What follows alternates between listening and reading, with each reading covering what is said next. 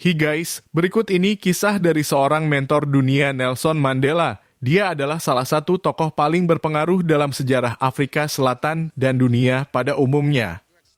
Kelahirannya pada 18 Juli 1918 di Mvezo, Transkei, Afrika Selatan, menjadi awal dari perjalanan yang akan membawa perubahan mendalam bagi negaranya.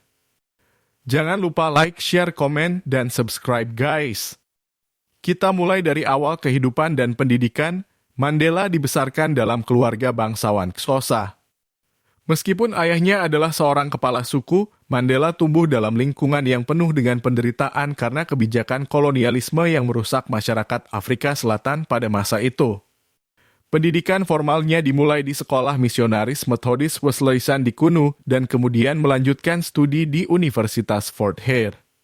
Lalu menjadi aktivisme politik awal, semasa remaja, Mandela telah menunjukkan minatnya dalam perjuangan melawan ketidakadilan rasial.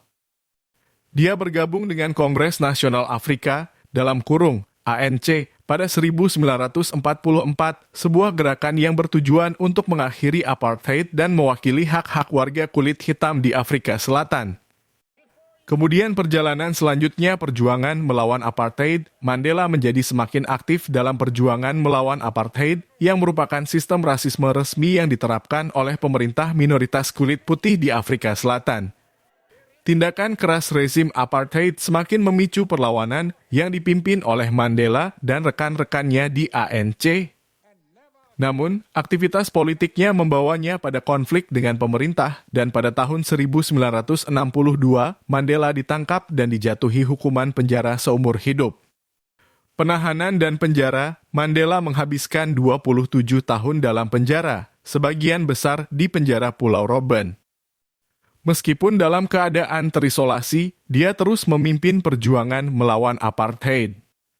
Di dalam penjara, Mandela menunjukkan ketahanan, keberanian, dan komitmen yang luar biasa terhadap prinsip-prinsip kesetaraan dan keadilan. Kemudian melakukan pembebasan dan transisi ke demokrasi pada tahun 1990, setelah tekanan internasional yang kuat, pemerintah Afrika Selatan mengumumkan pembebasan Mandela. Ini menjadi titik balik dalam sejarah negara tersebut. Mandela memimpin negosiasi yang mengakhiri apartheid dan membawa perubahan menuju demokrasi multirasial. Pada tahun 1994, Afrika Selatan mengadakan pemilihan demokratis pertamanya yang melibatkan semua warga dewasa yang membuat Mandela terpilih sebagai presiden.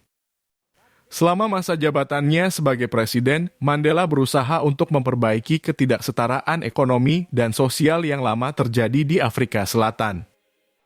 Dia juga mendorong rekonsiliasi antara kelompok-kelompok yang sebelumnya saling bermusuhan.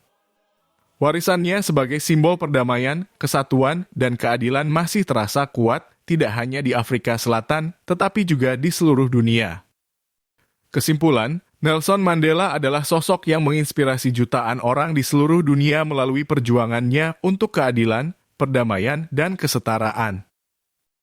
Walau telah tiada, warisannya terus hidup dan memberikan semangat bagi mereka yang berjuang untuk perubahan positif di masyarakat mereka.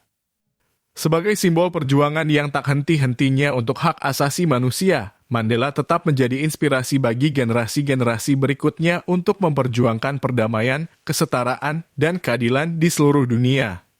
Semoga video ini dapat menginspirasi kita untuk menjadi seorang next Nelson Mandela selanjutnya.